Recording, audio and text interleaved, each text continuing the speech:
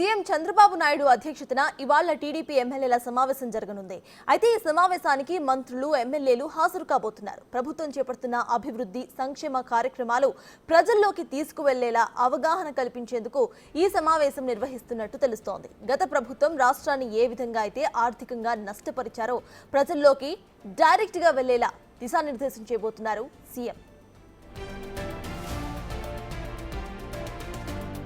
క్షేత్రస్థాయి ఎన్డీఏలోని పార్టీ నేతలతో విభేదాలు లేకుండా సమన్వయంతో ముందుకు వెళ్లేలా దిశానిర్దేశం చేయబోతున్నారు.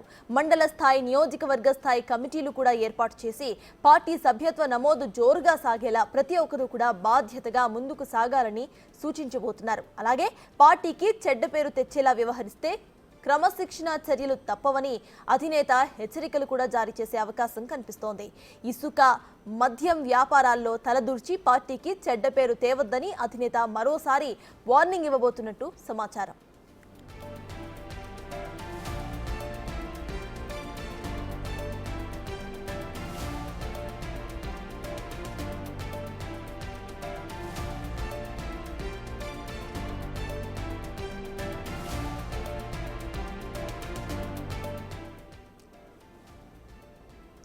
సీఎం చంద్రబాబు నాయుడు అధ్యక్షతన ఇవాళ టీడీపీ ఎమ్మెల్యేల సమావేశం జరగబోతోంది. ఈ సమావేశంలో కొన్ని వాటిపై డిస్కస్ చేయడంతో పాటు కొన్ని వార్నింగ్స్ కూడా ఇవ్వబోతున్నట్టుగా సమాచారం అందుతోంది. అయితే ఈ సమావేశానికి పూర్తిగా మంత్రులు, ఎమ్మెల్యేలు హాజరు కాబోతున్నారు.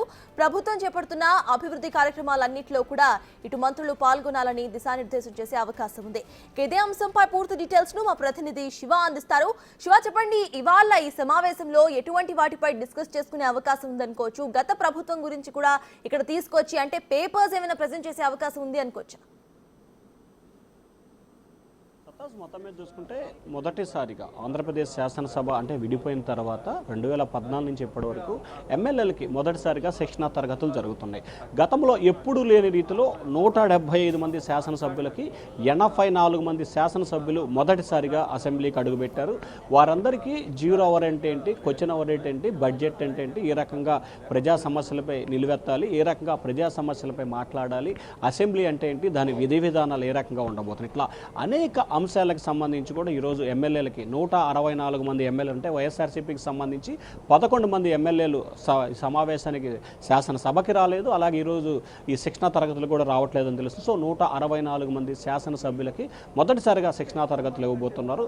అసెంబ్లీకి సంబంధించి విధి విధానాలు ఏ రకంగా వ్యవహరించాలి, ఏ రకంగా ఉండబోతుంది, బడ్జెట్ సంబంధించి ఏ రకంగా మాట్లాడాలి, ప్రజలతో ఎలా వ్యవహరించాలి అనే అంశానికి సంబంధించి సుదీర్ఘంగా కూడా శిక్షణా తరగతులు జరుగుతున్నాయి. ఇక మధ్యాహ్నం భోజన విరామం తర్వాత కూడా ఎన్డీఏ శాసనసభ పక్ష సమావేశం జరుగుతుంది. ముందుగా టీడీపీ ఎల్పీ జరుగుతుంది, ఆ తర్వాత అందరి కలిపి సమావేశం జరుగుతుంది. ఈ సమావేశంలో ప్రజాప్రతినిధులకు సంబంధించి కూడా అనేక సందర్భాల్లో చంద్రబాబు హెచ్చరికలు జారీ చేసిన ఇసుక విషయంలో కానీ, మద్యం విషయంలో కానీ నిరంతరం జోక్యం చేసుకుంటున్నారు.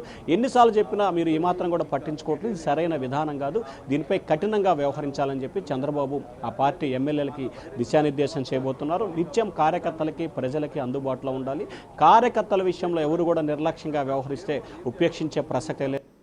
వైఎస్ఆర్సీపీ వ్యవహారంపై ప్రధానంగా చర్చించబోతున్నారు. గత 5 సంవత్సరాల పరిపాలనకి, ఇప్పుడు కూటమి ప్రభుత్వ పరిపాలనకి ప్రజలకి వివరించే ప్రయత్నం చేయాలి. రానున్న రోజుల్లో సభ్యత నమోదును విస్తృతంగా నమోదు చేయాలి. కార్యకర్తలు, నేతలు కూడా పార్టీని బలోపేతం చేయాలి.